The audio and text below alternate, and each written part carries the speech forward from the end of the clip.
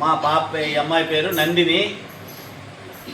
ఇక్కడ కంపెనీలో జాబ్ చేస్తుంది, హావెల్స్ కంపెనీలో అమ్మాయి జాబ్ చేస్తూ ఉంది. పోయిన వారం మన ఆశ్రమం దగ్గరకు వచ్చి ఇదే టైంకి మీకు ఏమన్నా అవసరాలు ఉన్నాయా ఏదైనా కనుక్కొని ఈరోజు మీకు ఇవ్వడానికి వచ్చారు. సందర్భం ఏంటంటే వారి నాన్నగారైనటువంటి అంకరాజు గారు వారిది 16వ వర్ధంతి. ఈరోజు అంకరాజు గారిది 16వ వర్ధంతి, అంటే 16 సంవత్సరాలు అయిపోయింది. వారు భగవంతుల్లో ఐక్యమయ్యి దాన్ని పురస్కరించుకొని మీకు అందరికి కూడా ఈరోజు ఒక సేవా కార్యక్రమంలో పాల్గొనడానికి ఆ అమ్మాయి నందిని మరియు ఆ అమ్మాయి స్నేహితులు అందరూ కూడా ఈరోజు వచ్చారు. మనం అందరం కూడా అంకరాజు పవిత్ర ఆత్మకి శాంతి చేకూర్చమని భగవంతుడిని మనస్ఫూర్తిగా ప్రార్థించుకుందాం. బతుకుండగానే తల్లిదండ్రులను మర్చిపోతున్నటువంటి ఈ రోజుల్లో వారి తండ్రి గారు 16 సంవత్సరాలు అయినప్పటికీ కూడా ఆయన జ్ఞాపకార్థం ఏదో ఒక మంచి సేవా కార్యక్రమం చేయాలనే ఉద్దేశంతో ఆ అమ్మాయి ముందుకు వచ్చింది.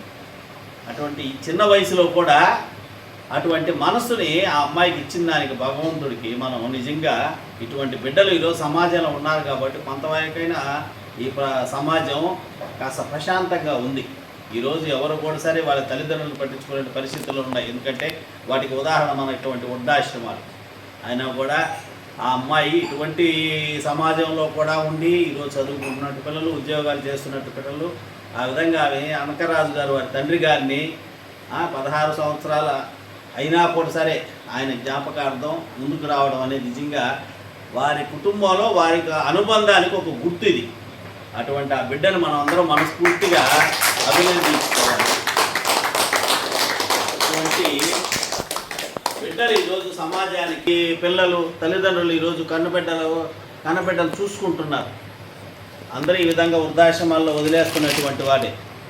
అటువంటి ఈరోజు సమాజంలో ఇటువంటి నందిని లాంటి బిడ్డలు ప్రతి ఒక్కరికి ఉండాలని మనస్ఫూర్తిగా మనం కోరుకున్నాం. అదేవిధంగా వారి మధ్య ఉన్నటువంటి అనుబంధానికి గుర్తుగా మనం అందరం కూడా ఆ అమ్మాయిని అభినందించుకుందాం.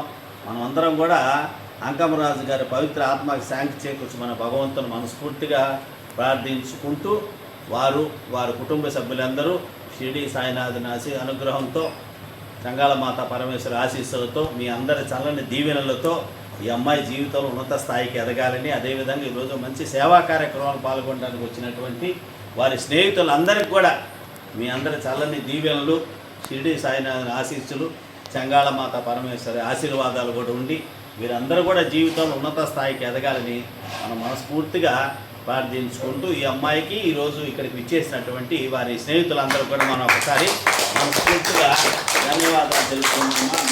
అమ్మా థ్యాంక్ యూ బ్రదర్స్. మీకు అందరికీ కూడా రండి మా.